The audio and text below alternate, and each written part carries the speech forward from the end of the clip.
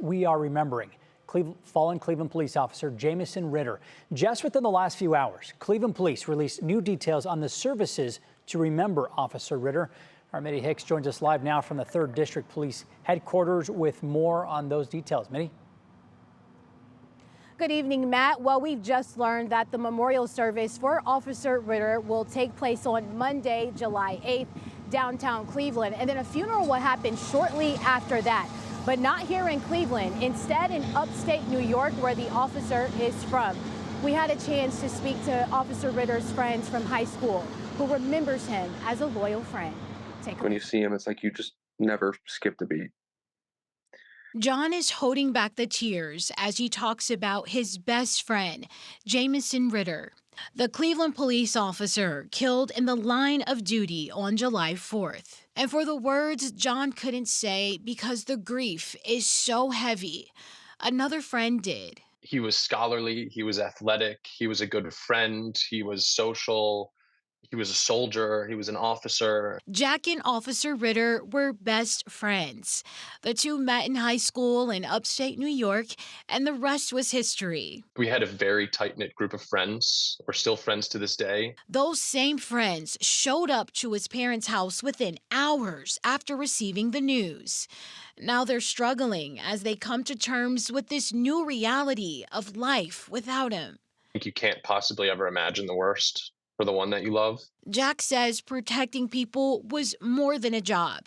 It was his calling. Jamieson gave the ultimate sacrifice. He went out truly as a hero, but it doesn't make the pain any more bearable. His death comes less than 2 months after another police officer in Cuyahoga County was killed. Euclid police officer Jacob Durbin was shot and killed in the line of duty on May 11th. Cleveland police supported Euclid PD during their time of grief, and now they're in need. Officers right now are heartbroken. After a deadly few days with gun violence that killed both Officer Ritter and a 10-year-old girl in a separate incident, Cleveland police has a message for the community. Enough is enough. You know, we can't resolve our issues with violence. We need to do better as a city. We need to do better as a nation. Now, again, Matt, that memorial service will take place downtown Cleveland on Monday at 10 a.m. We'll have the details of the location on our website, WKYC.com. There are also 2 community events in his honor tomorrow.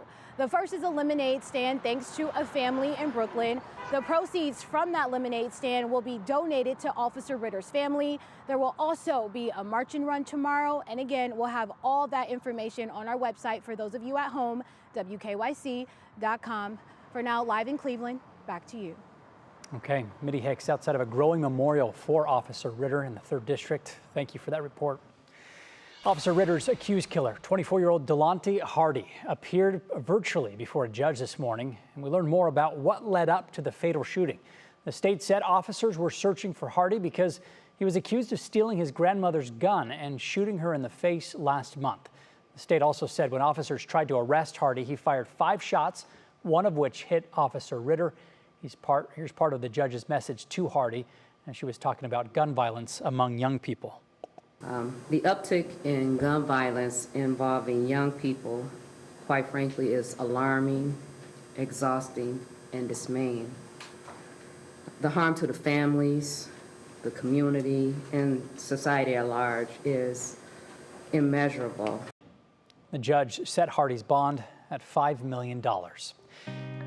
And remember to stay with WKYC for continuing coverage of this developing story, including, as we talked about, the upcoming services and procession for Officer Ritter. That will be on air online on WKYC.com or on the 3 News app.